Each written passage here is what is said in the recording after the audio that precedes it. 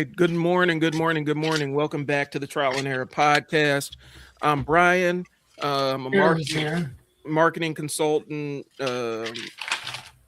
content nerd, all the other stuff. Adding some search engine optimization a little bit to my bag.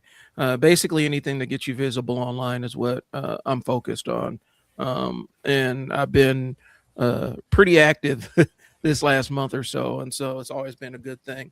Um, but it does lead into our conversation. I continue on the conversation that we started last week. So, Fearless, you have anything to introduce yourself? Nope. What's up? All What's right. up? So this week we're still following up on the business of starting over. We got about halfway through the conversation, and so I think we'll pick it up. Yeah, we'll take a small step backwards, but you'll get to where I'm at. Um, so we're going to talk about when loyalty kind of becomes a self betrayal, and what we talked about previously is how people confuse loyalty with kind of an endurance thing. Um, Hmm. it thinks that they feel strong for being loyal to this thing, um, and they think they see walking away from something that doesn't serve them as accepting a defeat on some level. And Right. ultimately, what we're talking about is how loyalty becomes kind of betrayal of what you actually need when you're staying attached to something that doesn't serve you. And I Right. think that's kind of where we left it. Yep. Um, Yeah. so No, I kind of wanted to touch back on that okay, because I thought it was pretty. I love the idea of it hmm in general, and because all of us have been loyal to somebody else and have betrayed ourselves in the midst of doing that. hmm And you can ask yourself, why are you like? But I think that we all understand and we know what that is, why that is, right? There are certain people that indubitably have they're too strong for us. hmm You know what I'm saying? I think that we all have somebody that's like that. Funny enough, man, a buddy of mine once told me after when we were young, he said, man, everybody's a hoe for somebody else. You know what I'm saying? They may not hold for you, but they will do it for somebody else. right, And that's always stuck with me. That although I may not be able to get somebody to do something, somebody else can get this person to do all kinds of different stuff. right, And you will betray yourself, you know what I'm saying, by participating in being loyal to somebody else. So it's like being in a relationship with somebody that, I thought that we were monogamous. They come to find out your partner's polyamorous. hmm You know, it's like, oh wow, like I wish you would have told me you were into this beforehand. We could have done it together, or I'm out. You, right. you know what I'm saying? Well, and I think the thing is, when we talk about loyalty, it's kind of a dual sacrifice, right? It If we're is. both being loyal, then we're both sacrificing a thing, right?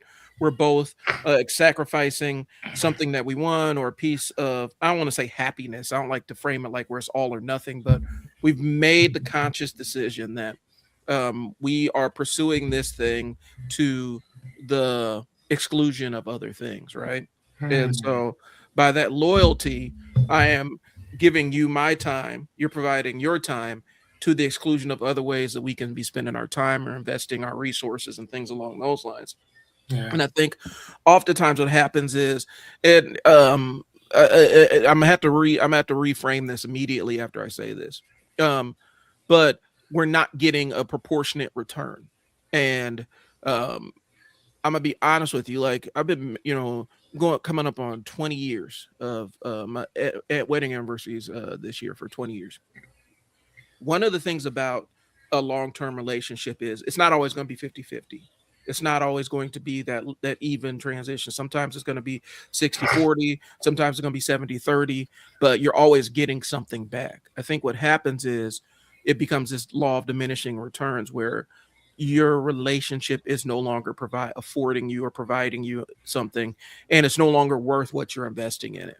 And I think that's kind of where we go with it. And You feel like, okay, I got to stick this thing out, stick this thing out, stick this thing out. But I'm not getting anything out of it. And I don't need proportional returns. I'm not talking about I'm not getting the same amount of money. I'm talking about the same feeling, the same joy, the same happiness, the same peace of mind.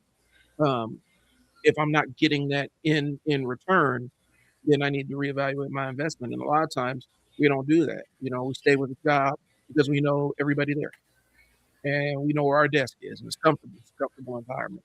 Even though the ship on that job pouring into you has sailed a long time ago. Right, like you can barely afford to pay your rent. If your partner died, you wouldn't know what to do. Yeah. You have to go stay with somebody else, type of stuff. Now I get that. Well, and I ran into it when I was doing work with the state. Anybody that knows me knows my passion was always working with kids and families, right?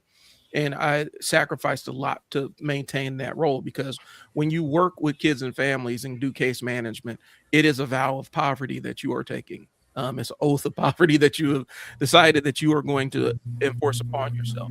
I can tell you, even as a director in one of these human services organizations about 10 years ago, even as a director, a step away or move from the executive seat, multiple staff reporting to me, people that had masters and some were pre-doctoral candidates, right? Sitting there meeting with state senators, traveling all over the state. Like Huh? Cheyenne Bryan would say, doctorial. Yeah. I'm doing all the stuff that she pretends to do. I was doing all that stuff, managing staff and all the other stuff. My pay topped out at $60,000 a year. And I knew people that were doing a hell of a lot less than me in things that I knew how to do that were making a lot more than me, but I was in it for the kids and in it for my staff. Mm, And so that was the trade-off that I was willing to make back then. Um, I'm not getting paid the most and it's not the most it's kind of a thankless job at times, but yeah, I was getting something out of it emotionally. And I think typically um sometime and when you no longer receiving the thing, it's time to move on. You know, right. you stop feeding your dog long enough, eventually they're going to stop showing up. Mm, right. So, but yeah, that I think that's the concept, right? Like we're talking about, like when something no longer serves you, and it can be business, it can be jobs, creative projects, even a community or even a family, leaving your actual biological family. Yeah, Um, Old goals. A lot of times we're trying to define ourselves by a previous version of ourselves, as opposed to who we currently are. hmm, or who we're trying to become. Right. And part of growth is that change part of it, embracing the new version of you and letting go of the old version without feeling guilt. And a lot of people can't do that. It's not easy for I, most people. I mean, again, man, I don't know if it's that we can't. I think it's that we won't. And again, kind of based piggyback writing off what you said because of these things over here, we're not going to Mhm, over there because you're sacrificing something. You have to leave something behind in order to pick up something new. mhm. And a lot of us just want to keep carrying that shit with us. So now, yeah, I get it. Well, we're trading comfort for growth. And Yeah, sometimes it's necessary. Sometimes it's something that's fine and in alignment with you. But when you start feeling like you want to grow and all you have to do is sacrifice some of the comfort, you have to decide which is more important to you: the growth path you're on or the comfort you're experiencing. Because growth is uncomfortable. Growing pains are a real thing. Kids suffer them all the time. Why do you think yeah. adults think that they're exempt from it, and they're not? Maybe that's where the midlife crisis comes from. Kind of like peer pressure and all that stuff. People think that, yeah, as soon as I leave high school, that shit's done. No, it's not. Hmm. You, and the gossiping and the people acting like fucking children. It's like, oh no, when I get to a certain age, it's gonna stop. No, it's not. Hmm. No, it will Well, not. I had a conversation with a friend of mine who is in proximity with a lot of people that are multi millionaires and stuff like that. And he's like, one of the misconceptions that people make is If they're not a charitable person, that when they get a bunch of money, they're instantly going to become a charitable person. They're going to start donating to all these causes and all this other stuff. All I got to do is hit the lottery and I'm going to donate to all these charities and everything. But they're not already doing it, right? Like they're not doing it. They haven't ingrained it into their personal lives. Right. Um, and oftentimes money just turns you more into who you really are. Who you And so, already are. so if you're already not a generous person, if you're not You already a won't be. charitable person, You won't be with that either. you won't be. And that's why a lot of times when nonprofits, most of the times nonprofits are kind of funded when they do the kind of the what is the bell curve or the triangle or whatever, the pyramid. A lot of times the poorest people are the ones that give most freely. They'll give a bigger percent of what they bring into the house because they don't have a lot, but they'll share it. As opposed to people that, as they start getting up there, if they weren't charitable before, they're not going to all of a sudden be this charitable person now. Right. Which makes sense. Though, and I was always talking about that too. When I was broken, I didn't have shit. I would still go to the bookstore and go buy up Hmm. all kinds of books. You know what I'm saying? Sit in my car and read. Right. Then when I started making, 10, 15, $20,000 a month, guess what? I just bought more books. You know what I'm saying? And more book stands to go with it. So, literally, I always say that money in certain situations don't they don't make you something new. It Hmm. reveals who you already were. Right. And I think people have this fantasy of the lottery turning them into a better person as opposed to investing the time and being a better person now so that if you ever do hit the lottery or if you ever do get that job you're aiming at, you can be a better version of yourself once you attain it because Yeah, that attaining that thing isn't going to make you a better person. Getting more money isn't going to make you this financial discipline savant. You're still going to right. be the same you except with more money to burn. So, um Chris says my challenge is routine oriented. I'm routine oriented and get frustrated when my routine gets altered. I get Yeah, that. I experience that too. And sometimes it's leaning into how, making making an agreement with yourself. How uncomfortable am I willing to get with this? And yeah. measuring what you do based on that. I win the lottery. I'm telling nobody, even those closest to me. So nothing. Right. Listen, I told my wife. Unfortunately, it doesn't work like that. Yeah, I told my wife. I was kind of joking, but I'm like, if I hit the Powerball, I'm showing up to that conference like Rey Mysterio in a mask, El Santo mask, Yeah. luchador mask, and a suit on. Or you say Nacho, like Nacho Libre. Right. You know, I'm not playing, and you'll like what happened to Bryan? I don't know, man. He just disappeared. He hit the lottery. I saw him on TV the other day. It looked like him at least. Yeah, We never heard from him again. he left all of his shit in that house. They Mhm. they just left.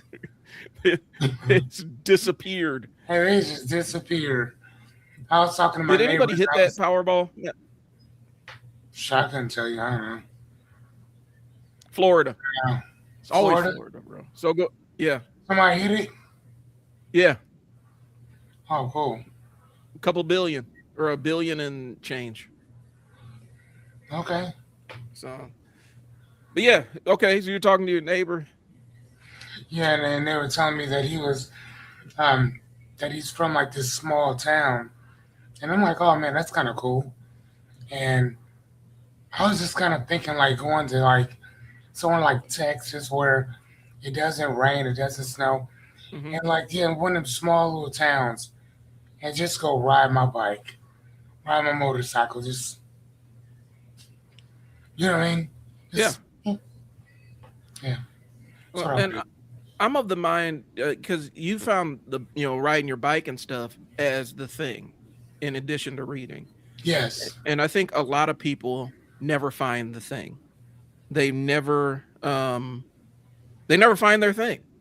They never find that thing that gives to them without them feeling like it's taking from them. You Mm. know.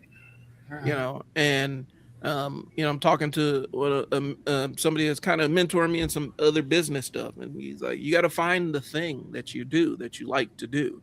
And I'm like, well, I can do so much. He's like, you got to find it. It's locking in and doing that. You can still do the other stuff, but this has got to be your thing.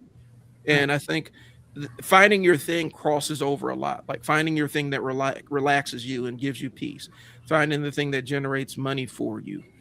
Finding the thing that just brings you happiness just because it's around. Um, Right. and a lot of times, I don't think people ever truly find their thing, and their life is just a series of things looking for the thing. I don't know. I don't want to get too metaphysical with that, but so we talked about old goals. We both talked about letting go of old goals, embracing new ones. Um, I think the big question is, people wonder, what is this turning? I think the question is, this thing I'm enduring that's draining me, that's pulling, that's not giving equally to me. What is it turning me into? Hmm. And do I like the person that's turning me into? Yeah. Have you ever met a person that has completely been jaded by their job and hardened? Or relationships? Yes. Yeah. Yeah. That is one of the Probably hard. more relationships than jobs. I've seen both, and they're both equally hard because a lot of times people will define themselves by their job and what they go do, and it in their mind, this person becomes inextricably them, who they are, and this job has turned them into a person they don't like. Which is a real thing. Like the job or the relationships turns them into a version of themselves they don't like, but they're not able to see that Hmm. or make the linkage and the correlation, because it would mean that this thing that means so much to them, they would have to move on from it. We've all experienced it for better or worse, where something has shaped you into something that you don't like a little bit. Hmm. And you have to kind of pull back and say, ooh. So, all right. You want to move on to the next one? Yeah, I don't want to say. Mm. So I think the big thing is let's reorient after the old way stops working. That's Um, why. um, Yeah, and bananas too. a lot of this is Come on. looking at how do you rebuild in order to regain your sense of Yeah, I don't eat direction, apples right now. and what that means asking of yourself, evaluating situations and saying, is this fundamental understanding of something still true? Which Hmm. is probably the biggest one. I can spend a lot of time talking about that one, so I can circle back to that. Um, what no longer fits in my life, and what am I trying to protect? We'll start with those three. Um, so when we look at this thing, is this thing still true? One of the things they told my workers is, especially when you're in the transformative business, you're working with kids and families and things along those lines. When you hit on somebody's deeply ingrained, deeply held core belief, their central worldview, and you turn it upside down or even introduce some doubt into it, you are going to see uncontrollable behaviors. It's this primal thing that you can tap into, and get to be really careful. More times than not, in my shelter environment, when kids realized that their worldview wasn't necessarily true or wasn't true for the version of themselves they wanted to be, that's when we saw the explosion in out of control behaviors. And it was not logical. We'd see, I had a kid trying to yank his stitches out of his gums because he got his teeth pulled out. Like it was bad. Um, and a lot of it was this weird reaction to the world I imagined or the world I lived in before isn't the world that exists for me right now. Um, Hmm. we saw it with parents and things like that. That's when we saw the wildest crash outs, and it was a natural part of it. And so I'd have to prepare my staff for it and say, okay, so this kid's about to turn the corner, be prepared. And Man. so And I mean, how often did that happen? if we had a kid long enough and they were actually invested in hey, I need to get my life together and figure out something new. I can't go back to what I was doing. It would happen almost every single time, but just take a different form. Hmm. Some kids would, start trying to force themselves to revert back to their old way of behaving. Some Hmm. kids would just have a big, huge emotional break things and scream and yell, crash Kind out. of, kind of like the last stand Mm-hmm. before that change starts to take root. Yeah, the extinction burst, like when you're on a diet and all of a sudden, you're about to your body's getting acclimated to the new way that you're eating food and stuff like that, and then you have that one weekend where you just completely binge and crash out and eat all the stuff you're not supposed to because your brain is trying to bring yourself back to the normal baseline that you were operating at Mhm. previously, and so it makes it worse than it actually would be, and that's what we Yeah. would see. So, but yeah, that's the thing. That's the transformative work. That's why it's dangerous when I tell people, it's dangerous. Cheyenne Bryant, when we were talking about her last week or a couple weeks ago, that's what she was doing was inherently dangerous because she's playing around without qualifications and without credibility, trying to psychoanalyze people or be somebody's therapist or whatever without the appropriate training or credentials or layers of accountability.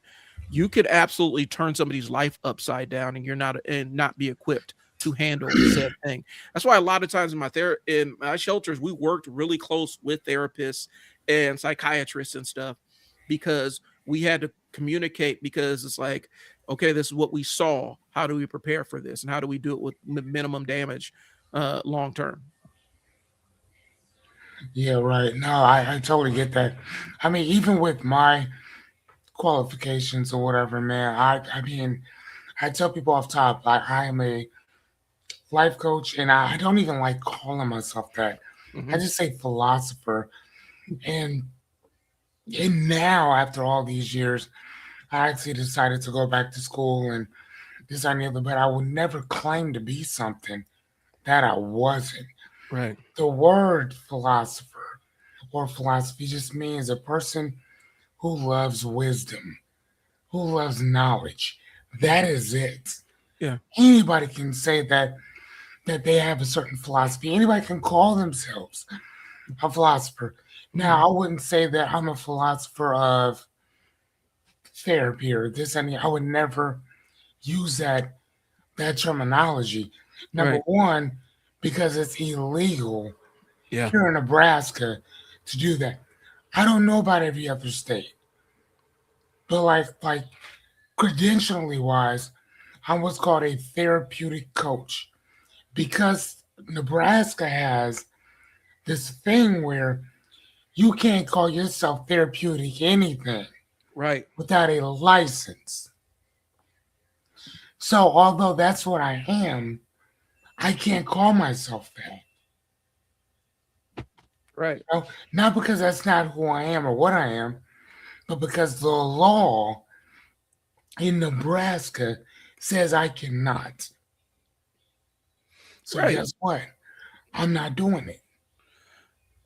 Well, and imagine so and we're kind of talking about Cheyenne Bryant, but it is what it is. Imagine one day, you develop this insane fascination with brain science and the physical function of the brain, and all the lobes and the temporal lobe and this lobe and that lobe and how they interact with one another, now they engage, and the shape of it and all this other stuff. You've spent hours poring over all the text work and all this stuff that brain surgeons look at, right? Right. um, are you ready to go operate on somebody's brain? Hmm. Not even a little bit. Cheyenne Bryan is. And it's just as dangerous. Like you can open up Pandora when you start philosophizing to people and stuff.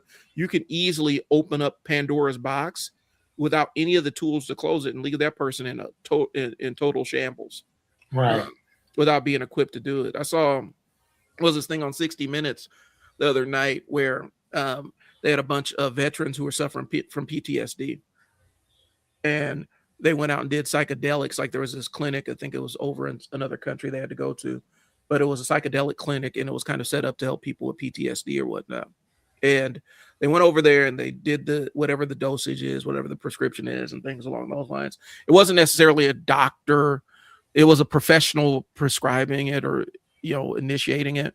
Long story short, the reality was most of them were helped, but one person literally had to go back on all their meds, and it was a very, very bad experience for them, and they had to actually go back when they got stateside and seek professional help because it works for this group of people doesn't mean it's going to work for this individual. And that's what happened.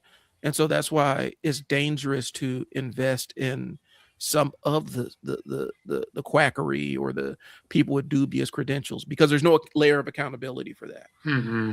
And he wasn't even talking bad about the clinics, because he's like, it helps people, but just for me, it opened up more doors It did. that I didn't want to open. Right, correct. I mean, that makes sense. Yeah. I remember I was reading Will Smith's book, and he had talked about doing the same thing. That the first time he took or participated in the ritual of DMT, Yep. he said it was like every time he's done it, it's been a different experience Mm-hmm. or whatever. And so, like, yeah. And he said that it's helped him with a lot of different things. And obviously not putting his hands on people, but Yeah. I mean, but that's what he said. So It is what it is. Everybody's mile is going to vary, and that's why we talk about the why people have the certification, so that they can deal with the outliers, the people this doesn't work for. yeah, You know, and so I think maybe that's the bigger piece of it. And so, yeah, I know we don't want to revisit the entire Cheyenne Bryan conversation that we were having, but that's why professionals were up in arms about it, because they're like, and then no, they still are. yeah, she could be doing real harm to people and not fully aware of the harm she's doing, and not being aware of what is it? Not being aware of, she could start the fire but not know how to put it out. Not be equipped to Yeah. put the thing out. So I was when I was in school for life coaching. One of the things that we were taught was hypnosis, Mm-hmm. and that's one of the certifications you will get is certified hypnotherapy, right? Mm-hmm. And I remember when I got it and I was telling people about it, they were like, can you do this and the other? And I'm like, yeah, but here's the thing. I haven't done it enough. I have not done it enough that I feel comfortable Right. doing it with anybody. On myself is one thing. Right. Someone else, that's something different. Because I know and I've seen that a person can open up some shit in you Mm-hmm. and not know how to put that shit back. Yeah. You know what I'm saying? That's just like walking into a person's house and leaving their door wide open Right. for things to come in and things to get out that probably shouldn't be outside. Yeah. And I think that's the And that dangerous thing part. shouldn't be inside. So hell yeah. You So know, when people ask me, I'm like, I know how to do it. I'm good though. yeah. I don't trust myself to. Again, I'm not experienced enough to do that with a clear conscience. Right. I'm not. It's like, back in the days, I used to work on cars. I hate working on cars. It's the reason why I don't do it now. I hate working on cars. There are so many other things I'd rather do besides working on cars. But I had to, because I was poor, and my mom knew a mechanic that could help me out with stuff. And so it's like, can I change somebody's timing chain or timing belt? Yes. Have I done it before? Yes. Will I do it? Absolutely not. It's been 20 years. And it's the concept of the monkey. You can put a monkey under the hood of your car and give him a chainsaw. He's going to do something. He's going to do something under there. Not necessarily beneficial to you. Not But he'll necessarily. do something. It may not help you at all, but he's going to get under there and do something. If you want a working example of that, look at the White House. Got a monkey with the chainsaw running around right now. He's doing something. He's doing stuff. Is it beneficial to us? So I think it all depends on. I think that depends on who you ask. on the us. You know what I'm saying? Like, I mean, because one person might say, well, is he benefiting us? Well, if you're a Democrat, you're like, yeah, he's he's doing something for us. Because the next time a Republican gets into that office Mm-hmm. will be a very long time. Well, and I think if Very long time. like if you're into hedge funds and stuff like that, and you're an investor, yeah, it may be great for you. It may be wonderful. Like things may be great. Um, but depending on where you work or where you're aligned with, if you work at if you've been a government employee your entire life, it's been disastrous. And so I think it's just a matter of proportion. But the other side is, again, monkey with the chainsaw. They're gonna get in there and do something. You give a toddler a pistol, he's gonna do something. And so I think that's where that breaking point is. So Right. what am I trying to protect? What am I trying to become? What do I want my life to feel like now? These are all kind of the considerations, the things you ask yourself when you're reorienting that change and navigating through it. Right, but I mean, like how you put that, that sometimes people rush into the next thing fast because they do not want to sit in uncertainty. Yes. But transition needs space. Mhm. It needs time. Um, you do not need to be perfect with a new plan immediately. Mhm. You need strong enough clarity to make the next honest step. Yep. And again, if it works for you, great. If it doesn't, I mean, for me, I think Brian to tell you, like when I fail quickly. Mhm. I like to jump in and fuck shit up. Right? I can't say that other people feel the same way, and I don't blame you. For me, I like to get in and fuck up as quickly as possible. And I think the question is, because I want to go back to this sitting in uncertainty, because I think that jams a lot of people up. They want to change the thing. They know they need to change the thing. Their mind is screaming this thing needs to change, but they're not comfortable with being uncomfortable and sitting in the uncertainty of Right. the transformation, a change. I'm living that. I've experienced that. What does the next version of this look like? And am I Mhm. comfortable dealing with the ambiguity that comes along with it? Again, we talked about it. People will um, they'll deal with an incorrect narrative over an incomplete one. Do They'll you wanna expound on that? so something people will believe something that is untrue over something that is uncertain. So if you don't have enough information to make a determination on whether this thing is true or not, people will just manufacture a conclusion for themselves just so that they can feel emotionally comfortable with that thing. Oh And wow. that's kind of a human characteristic. And so that's why, there's people that if they don't understand how biology works or science, different aspects of science works, they will just make up a reason why I think this thing is this thing, as opposed to saying, hey, I don't know that. Right. And so people will deal with it. They'll accept that incorrect thing just because it gives a conclusion to it over something that is inconclusive. All right, let's see what Chris has to say. Working in hospitality, I use fast pace. I'm used to fast pace. Wait, okay. Working in hospital, I'm used to fast pace, constantly hard to slow down. I think everything moves fast. Right. Sometimes it's just taking that break. You have to Um, force yourself. You got to force yourself out of that. Sometimes you got to still yourself out of it. I had a staff that was working with me, and anytime there was an awkward silence, she would just start talking, start chattering. And I said, you cannot interview families like that. so what did you tell her to change in that? I said, cultivate the pause. Embrace the fact that this conversation has a big pause in it while somebody thinks. Because what happens is our reaction, even on the live stream right now, even our reaction is when there's awkward silence, you got to fill the word with air. You got to fill the air with words. That comes from me working in radio.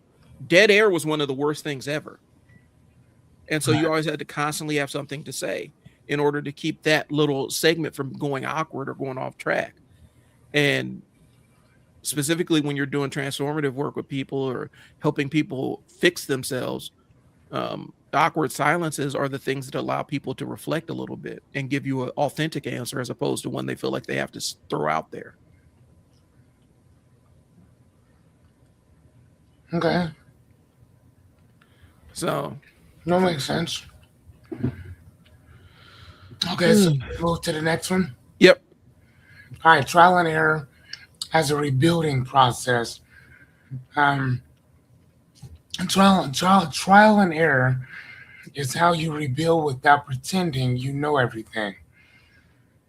And so here's a few things. Number one, you test out your theory. Mm-hmm.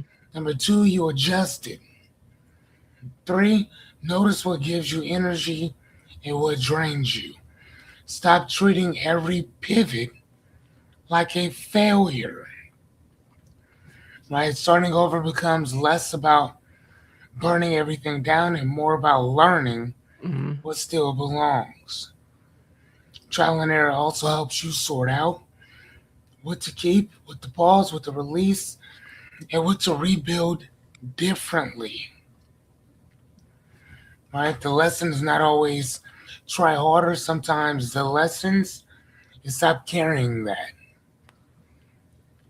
So I love that because again, that's one of the things I'm always talking about is if you fail at something, fail as quickly as possible.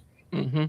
And again, it's not even that most of the time, yeah, you're gonna fail, especially if you don't know what you're doing. The best way to figure out stuff is to jump in there. Right. You know, Well, you can read about it all day long.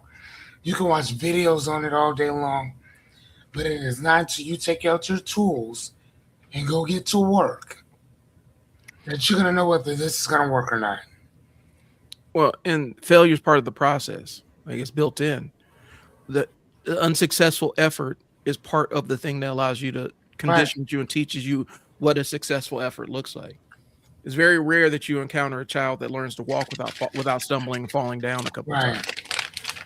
And those stumbles and those falls also help too with the child keeping balance Yeah, it's and understand necessary. like if it's about to fall, how do I stand? How do I keep standing when I'm about to fall?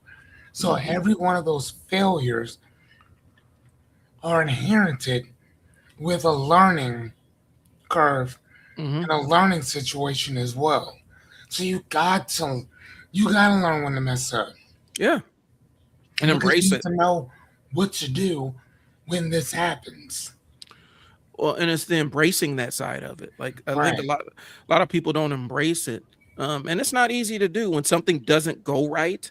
It's really easy to not want to throw your arms around that thing and say, "Damn, this didn't go right," but I'm committed to learning the lesson. It's very difficult, and I'm not even going front. I'm not even gonna hold you, but embracing the attempt that wasn't successful is vital. Like you said, it's the balance. How does the baby orient themselves in space if they never experience being off balance? hmm And so again, man, you do what you gotta do. Yeah. You know, you knocked it out until you can figure it out. And honestly, for the most part, it's just figuring it out. And I assure you, whatever you're doing, somebody before you has already done it. Yeah. So sometimes watch what they did and replicate it. Well, and here's the thing I'll throw in there, like specifically like with the business side of things, right? We're talking about the business side. It gets harder with business and investments because you actually put money into the thing. We talked about the casino last week. Why people they'll go in with a $20 bill, put their money in the slot machine, push the button, and then lose $10, and then lose another $5, and then win $8 and think that they're winning again. Or they put in a 20, lose the entire 20 and say, well, I at least need to earn my 20 back. And so now they put in the 20 and lose 40. Well, I need to earn my 40 back. Well, then they end up winning 30 and they feel accomplished. Well, the casino done made out. They done cleared all that other money. You're never Mhm. getting that back. They don't know that, but in the And casinos and even banking, you don't know that. and even when you do get that money back, the house always wins because they're gonna comp your room, Hmm. give you something to eat. Should just stay on, like just come on down and play. Now, if you keep winning, but you don't let them get a chance to make their money back, Hmm. nah, bro, you can't come in there. Yeah, they don't like you when you. They don't They don't like like when that. you. They don't like when you hit the big win and then bounce. Yeah, you just want to go home. Like, nope, I'm done. They don't like I'm that done. at all. Bye. And that's a real thing. And so oftentimes, they will ban people that win and then don't stick around. They'll mark you down as, oh well, they're counting cards or whatever. And really, it's just having the discipline to say, okay, I made my money. I'm getting up out of here before I put it back in here. Uh-huh. But the gambling mentality does cross over into business too. There are plenty of business owners that do that every quarter. They make the same decision. They Yeah. throw good money after bad money, thinking that eventually they're going to get up this year, and it doesn't happen. I learned by failing. Yeah, that's where all the real lessons happen, Chris. The unsuccessful attempts. You know, showing people where you're unsuccessful and learning from it and embracing it. It actually does make people. Sometimes it makes people feel uncomfortable. Hey, Yeah. man, you failed this. You're gonna keep trying. Well, yeah. Well, don't you want to give up? I mean, I could, but then I waste the attempt. Right. And here's the thing: you can fail 1,000 times. You only gotta pass it once. Yeah. Yeah, you know what I mean? You only got to get it right one time. One time. But if you don't keep trying different things and adjusting your approach, you're never going to get that one thing. You're just going to sit in your failure. That's it. That's why I tell, remember we did that entire thing. You ain't earned the right to fail. You ain't earned the right to call yourself a failure yet. A lot of times that's what it is. You haven't really earned that right to say I'm a failure and I quit. So, all right, where are we at next? You're fearless. All right, number 10. No, 9. Yep. So the business side of starting over. Starting over does have a practical side. You got to think about your revenue. You got to think about your audience. You got to think about your reputation, timing, what other business obligations you have, and transition plans. So you can't just make emotional decisions and call them strategy. Even if there's a business model you want to get out of, sometimes you can't just say, I'm done. You got to put pieces in place so that you can start divesting your time and energy from it so that you're not hurting other people in the process.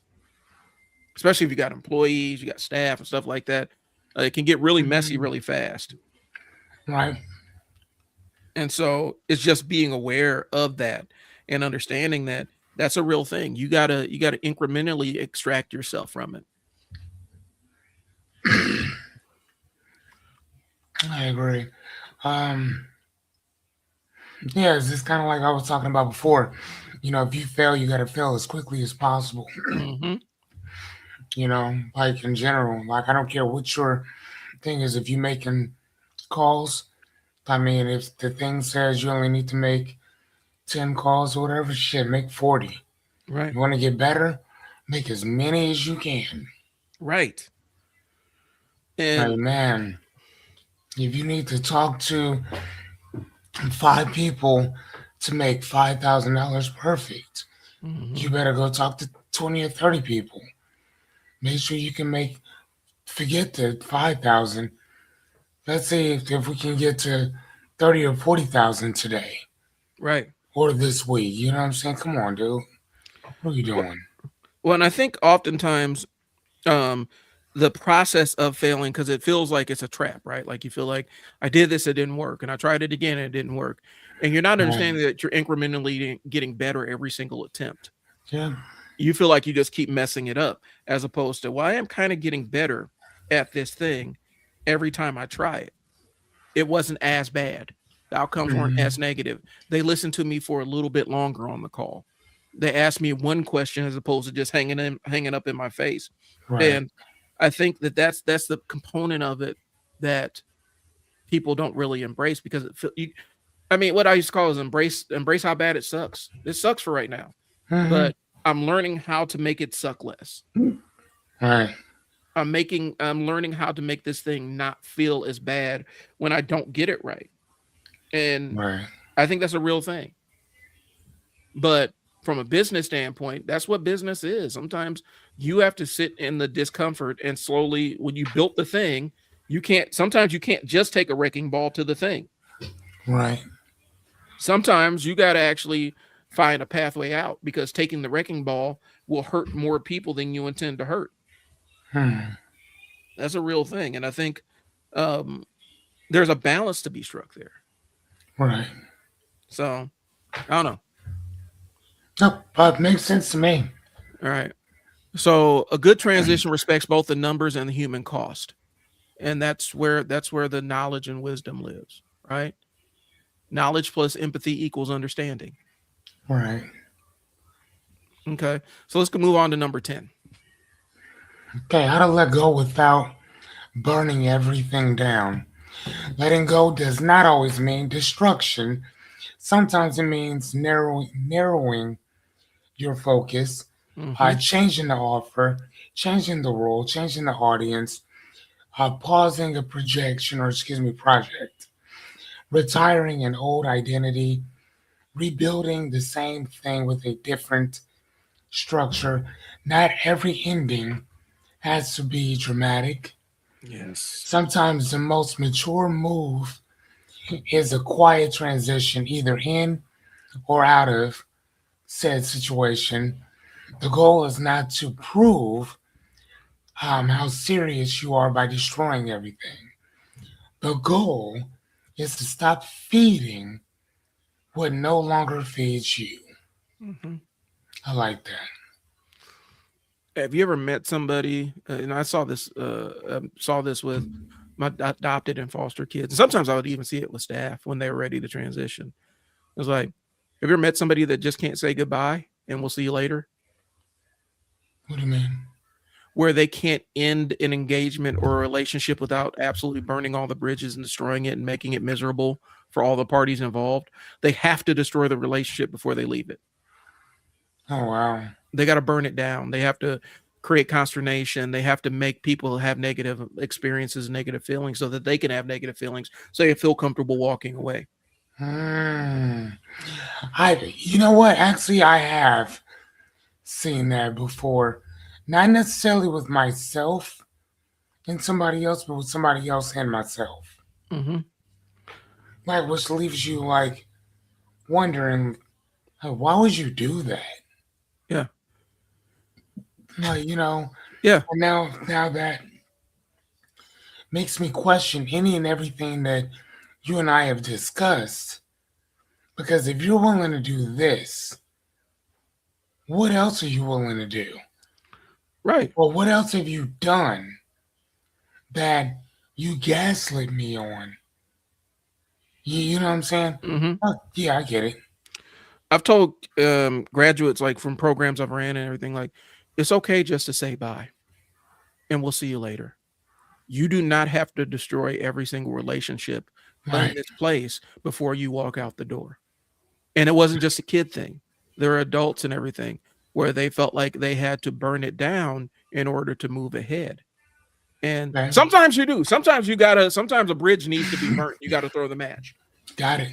Um, but um, you got to be real strategic in that.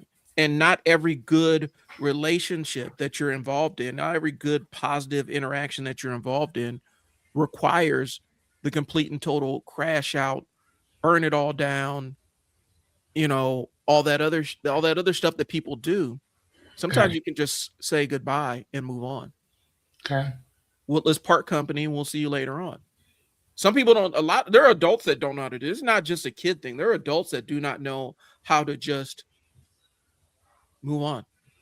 It's got Right. to be a big dramatic falling out, burn, accusations spewing. Everybody has bad feelings behind it and all the other stuff. Hmm. And it's a tough thing to see, but it comes from that fear of actually transitioning into something new because they're scared that old thing is going to call them back. Right. See it with bad Okay. relationships all the time. If Right. I if I don't destroy the relationship, people are like, if I do not destroy this relationship, I may be tempted to return to it, as opposed to this thing has ended and run its course and I'm ready to move ahead. This thing could still exist, but that doesn't mean I need to go back to it. I don't need to go back to the Right. safety of it. So Okay. that's what it is. All All right. right. Number 11. Yeah, let's go ahead. Okay. The fear of being seen starting over. Starting over publicly is hard. And Mhm. ladies and gentlemen, I am a prime example of that. People may think that you fail, that you are inconsistent, that you do not know what you're doing. You are chasing just another dream or idea. Mhm. That fear is usually what keeps a lot of people stuck from moving on from a past failure or experience. Everybody is revising their lives constantly. Mhm. Some people do it privately or quietly. Some people are rambunctious and loquacious about it. Mhm. It happens. Starting over is not proof you are wrong. Sometimes it is the proof that you are paying attention. So, um, and that makes a lot of sense too, because if you look at Viagra, Mhm. right, it started off as a heart medication, which it does affect the heart, Mhm. just not in the same way that they thought Right. it was, right? So, how do they know that? Where do they find that out at? At the Test it. penitentiary, Yeah. Okay. where they were testing it. So, did it affect their hearts? Of course it did. Their hearts start pumping, and everybody got erections. Yeah. So, so did they fail? No. Mm-mm. They switched their focus from heart medication to a dick pill. Mhm. Cool. That works. Right? So again, it doesn't necessarily mean that they failed. It's that their hypothesis didn't work out when they tested it. Mhm. And they got back the results. And it wasn't based on what they thought it would be. It Yeah. was based on something totally different. Um, Pavlov's dogs or whatever, right? Mhm. About the response thing. He was eating. He wasn't even studying. He wasn't even studying or looking after their saliva stuff. That came. That came after he was looking for something else. He just so happened to notice it Mhm. while he was working on something else. He found all that out by accident. Well, and it's like sometimes, like you were saying, it's not it may not be, it wasn't the fact that you were wrong. You're just not driving the right vehicle for your success. This thing is That's not the it. right vehicle. You Yeah, know, and your focus is totally different or off from where you were to where you are.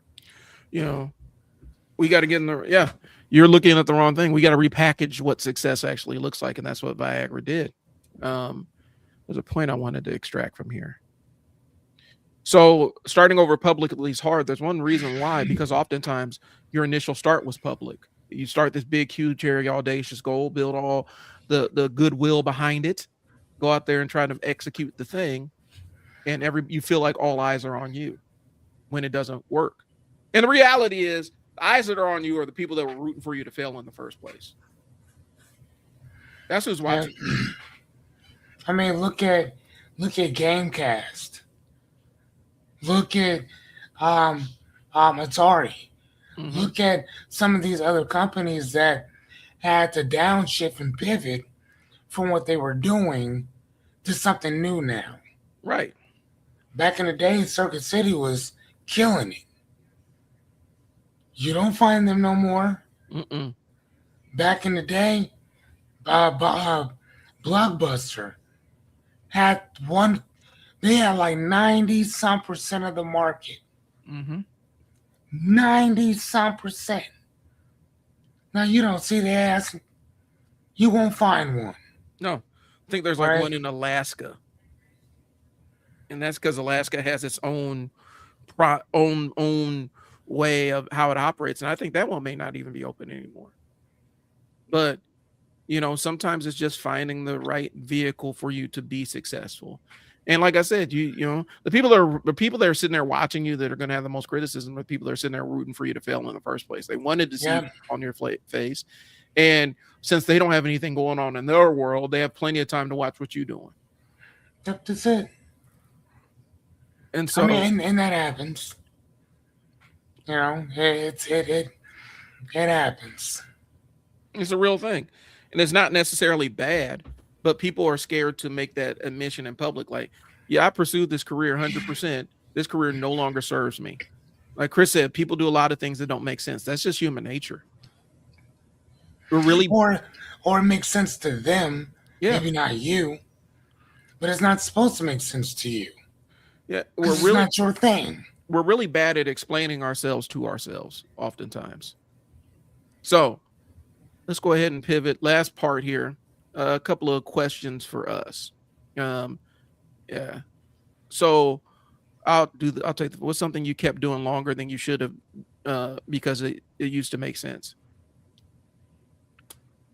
Probably case management. Doing case Um, management for me, it was case management.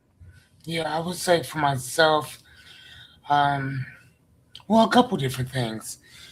Smoking Hmm. was one, and working at Airlight Plastic. Okay. I got fucking hated it. Well, Not and it, like, yeah, okay.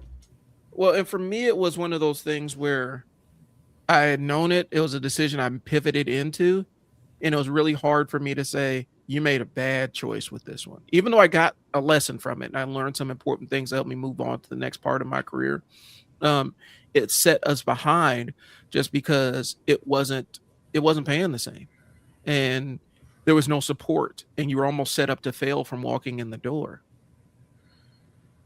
And so yeah, it didn't work out right. And so I stuck with it longer than I should have. Even though I was constantly looking for an exit, I could have. That was something at the time I was in a place where I probably could have just walked away without having to have something else on the table immediately. got it. Okay. So, how do you know when something no longer serves you? I think we talked about this a little bit Yeah, we earlier. did. Okay. Anything to add to it, or do you want to just move on to the next one? No, move on to the next one. Okay.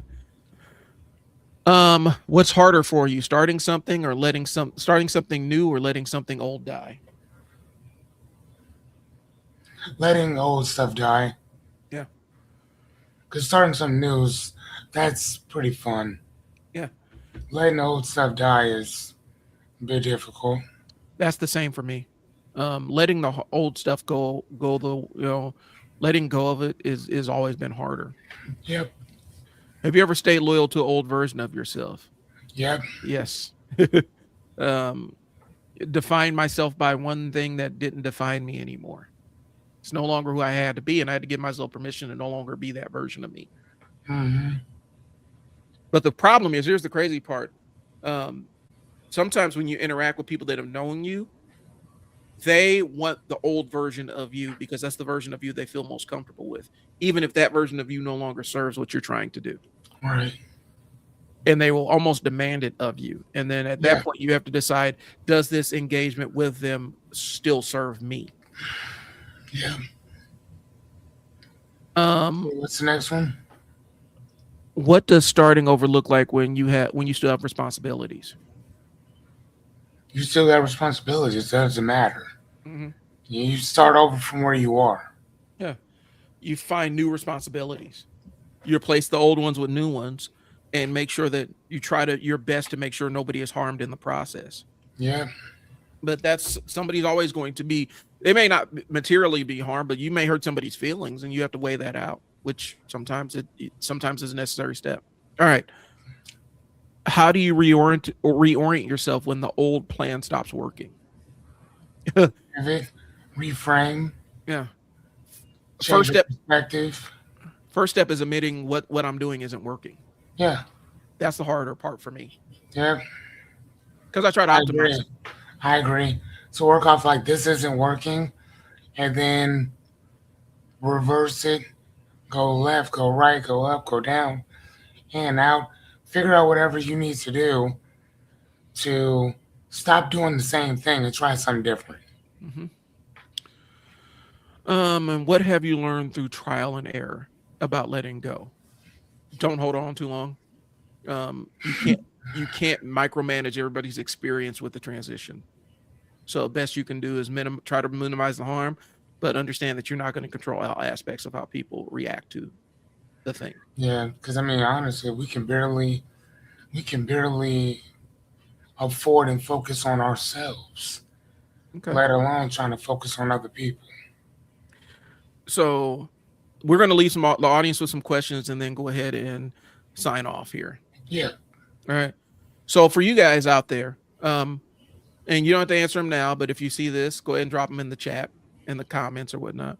What is something that something you need to release, but you keep carrying? That's one.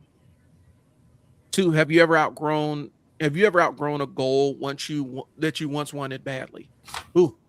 yes, yes. Three, what version of yourself are you still trying to maintain? Four, what would starting over look like if you didn't have to explain it to everybody? Mm. And five, what is one thing you could stop feeding this year? Yeah, that's like mentally, emotionally, spiritually, hell, even financially. What's the one thing you could stop feeding or stop giving oxygen to? Yeah. So, in closing, we'll say, starting over is not always a failure. Oh, Sometimes it's a correction. Sometimes it's maturity. Right. sometimes it's the result of finally telling yourself the truth, being honest with yourself. Like, man, this sucks. Mm-hmm. It's either A, I have to do this, or B, I would always say find somebody else. Mm-hmm. Because there's always somebody who's willing to do what you're not. Yep. It's about learning what doesn't work for you, and I think that's the biggest piece. Sometimes the bravest decision in business, life, personal is just admitting this thing served me once, but it no longer serves me, Right. and then making the clean break and moving on. So, So, we do appreciate you guys tuning in. If you got any answers to those questions that we just asked, go ahead and drop them in the chat. yeah, feel Um, free, man. yep. Again, we'll catch you guys. I may have to. I'll talk to Fearless off air, but we'll catch you. You're probably gonna start seeing these popping up on Spotify and stuff. I'm editing them down for content and stuff. But if you like the show, follow. If this resonates with you, share it. If this can help somebody, share it with them, and maybe even sit down and watch it with them. But that's all I got, guys. I will talk to y'all later. This has been Bryon. Fearless. Talk to y'all later. Peace.